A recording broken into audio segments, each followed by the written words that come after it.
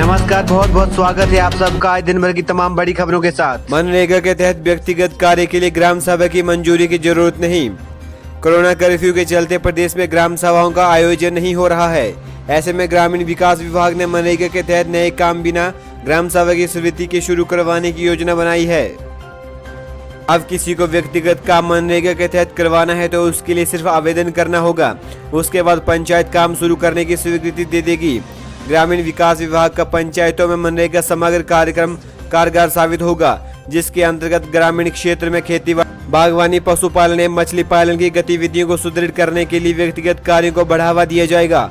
मनरेगा समग्र के अंतर्गत केंचुआ खाद पिट के लिए 9,000, बकरी शेड निर्माण के लिए 35,000, मुर्गी आश्रय निर्माण के लिए 40,000, गौशाला के लिए 35,000, सुअर बाड़े के लिए 35,000, फलदार औषधीय पशु चारे वाले सहतूत पौधारोपण और जोला पौधारोपण, किचन गार्डन, फूलों की नर्सरी, मत्स्य पालन के लिए तालाब निर्माण, भूमि समतलीकरण, भूमि कटाव को रोकने हेतु सुरक्षा दीवार निर्माण, कुल के निर्माण और कंटर ग्रेडर, खेत बांध के निर्माण तथा वर्षा जल संग्रहण टैंक के लिए 1-1 लाख रुपए की राशि, शौचालय निर्माण के लिए 15,000, उसके लिए खड्डा बनाने को 8,000 रुपए खर्च करने का प्रावधान है। मनरेगा के तहत नए काम शुरू करने के लिए ग्राम सभा से स्वीकृति की जरूरत नहीं है। कोई भी मनरेगा समग्र के तहत काम करने के लिए पंचायत ऑफिस में जाकर आवेदन कर सकता है। उसके बाद पंचायत काम को स्वीकृति देगी। इसी के साथ 31 अगस्त तक अपने ऋणों को समय पर चुकाने वालों को 4% की छूट। मुख्यमंत्री जयराम ठाकुर ने सूक्ष्म, लघु और मध्यम उद्योगों, किसानों, कृषि क्षेत्र के कर्मचारियों और रेडी फड़ी विक्रेताओं के लिए आर्थिक सहायता प्रदान करने के लिए केंद्रीय मंत्रिमंडल की ओर से लिए गए निर्णयों की सराहना की है। उन्होंने कहा कि किसान क्रेडिट कार्ड योजना के तहत किसानों के लिए ऋण के मानकों में छूट प्रदान करने का निर्णय लिया है। उन्होंने कहा कि जो किसान 31 अगस्त तक अपने ऋणों को समय पर चुकाएंगे उन्हें ऋण पर 4% की छूट मिलेगी, जो राज्य के किसानों के लिए लाभकारी साबित होगी। मुख्यमंत्री जयराम ठाकुर ने कहा कि आत्मनिर्भर भारत के पैकेज के तहत एमएसएमई क्षेत्र के फैसलों के कार्यान्वयन के लिए कैबिनेट की ओर से तैयार किया गया रोडमैप प्रशंसनीय है। इससे कोरोना वायरस के कारण प्रभावित हुई आर्थिक गतिविधियों को दोबारा पटरी पर लाने में सहायता मिलेगी, क्योंकि प्रदेश में 95% औद्योगिक इकाइयां इस क्षेत्र के तहत आती हैं। उन्होंने कहा कि केंद्र सरकार ने अपने फैसले में एमएसएमई के लिए 50,000 करोड़ इक्विटी निवेश को मंजूरी दी है। उन्होंने कहा कि केंद्रीय मंत्रिमंडल ने एमएसएमई के लिए पैकेजों को लागू करने के रोडमैप को मंजूरी दी है। इसी के साथ हिमाचल में कर्फ्यू ढील बढ़ी, जाने कौन से जिले में कितने घंटे खुली रहेंगी दुकानें। हिमाचल में भले ही 14 घंटे की कर्फ्यू में ढील दी गई हो, लेकिन सभी जिलों में दुकानें खुलने का समय अलग अलग है। मंडी, सिरमौर, सोलन, कुल्लू, कांगड़ा और हमीरपुर में 14 घंटे दुकानें खोल सकेंगे, जबकि चंबा में 8, शिमला में 9 और ऊना में सबसे ज्यादा 15 घंटे दुकानें खोल सकेंगे। बिलासपुर में 13, किन्नौर में 9 घंटे दुकानें खोल सकेंगे।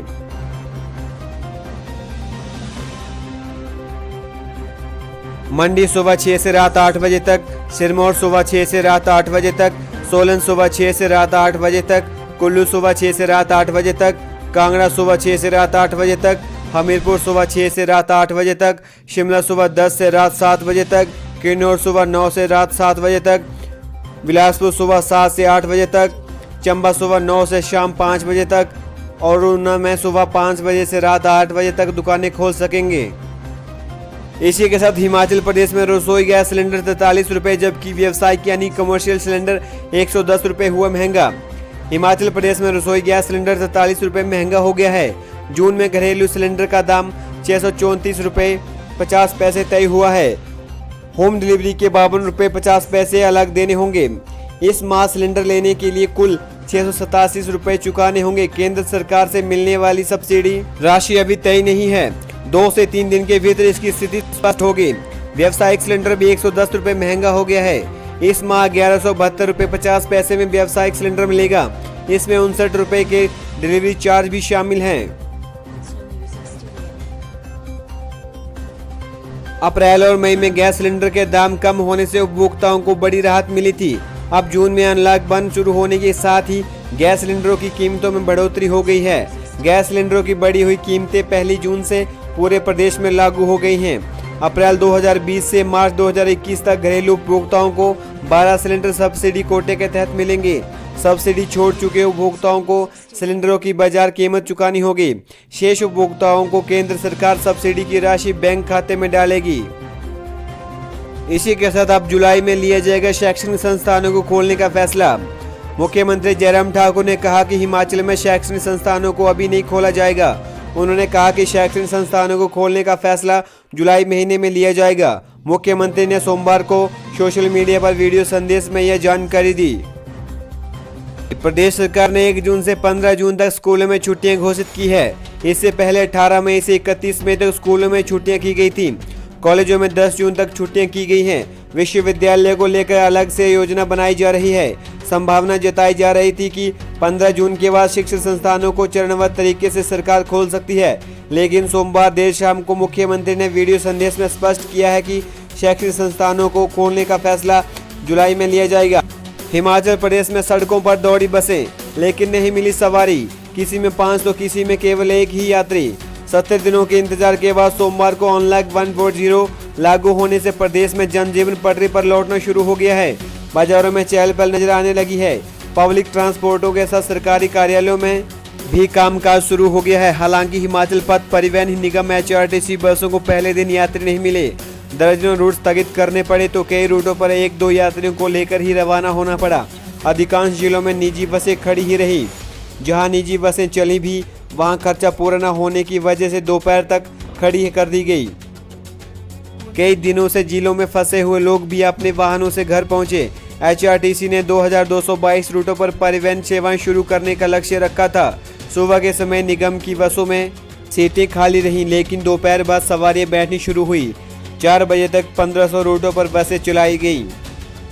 हिमाचल प्रदेश में रेडियोग्राफर परीक्षा का परिणाम हुआ घोषित।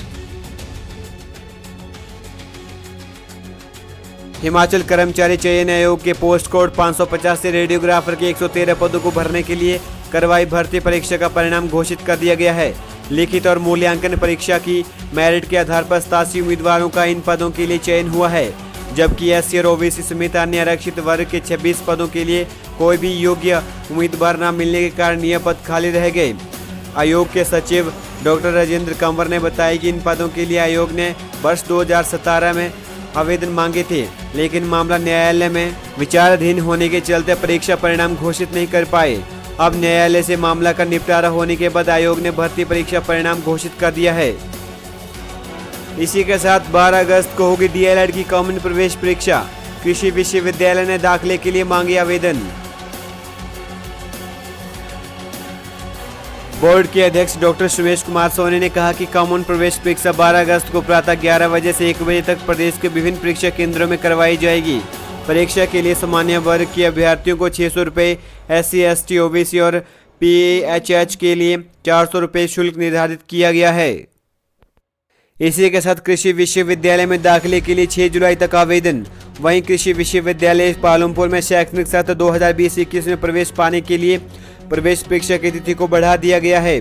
फूड टेक्नोलॉजी, फिजिकल और लाइफ साइंस में आवेदन पत्र जमा करवाने की तिथि को भी बढ़ा दिया गया है। कृषि विश्वविद्यालय पालमपुर में अब BSc ऑनर कृषि और BBSc एंड एनिमल हस्बेंड्री और अन्य मास्टर प्रोग्राम में दाखिला लेने के लिए होने वाली प्रवेश परीक्षा की आवेदन की तिथि को 6 जुलाई तक बढ़ा दिया गया है। इसी बीच शिमला से गग्गल को इसी सप्ताह शुरू होगी चापर उड़ानें। पवन हंस कंपनी का चापर इसी हफ्ते से शिमला से गग्गल के बीच अपनी उड़ान शुरू कर देगा। पवन हंस कंपनी गग्गल एयरपोर्ट के प्रबंधक अभिलाष मेहरा ने बताया कि पहले की तरह यह 11 सीटों वाला चापर सप्ताह में मंगलवार, बुधवार और गुरुवार को अपनी सेवाएं देगा। सामाजिक दूरी का ध्यान रखते हुए चापर में यात्रियों की संख्या आधी ही रहेगी। इसी के साथ हिमाचल में कोरोना वायरस का आंकड़ा रुक नहीं रहा है। हिमाचल में मिले कोरोना के 8 और मरीज, 340 पहुंच गया है आंकड़ा। हिमाचल में अनलॉक 1.0 के पहले दिन सोमवार को कोरोना के 9 नए मरीज मिले हैं। चंबा जिले में 4, सोलन के शमशहर से 2, मंडी के सुंदरनगर, हमीरपुर और ऊना में एक मामला सामने आया है। मुंबई, पश्चिमी बंगाल, तमिलनाडु, दिल्ली और हरियाणा से लौटने पर इन सभी को क्वारंटीन किया गया था। प्रदेश में अब कोरोना के संक्रमितों का आंकड़ा 340 पहुंच गया है। 213 एक्टिव केस हैं, जबकि 118 लोग स्वस्थ होकर घर जा चुके हैं। सोमवार को 2 कोरोना मरीज ठीक हो गए। अब तक 5 लोगों की कोरोना से मौत हो चुकी है। इसी तरह की तमाम और बड़ी खबरों को जानने के लिए मेरे चैनल को सब्सक्राइब कीजिए। नमस्कार।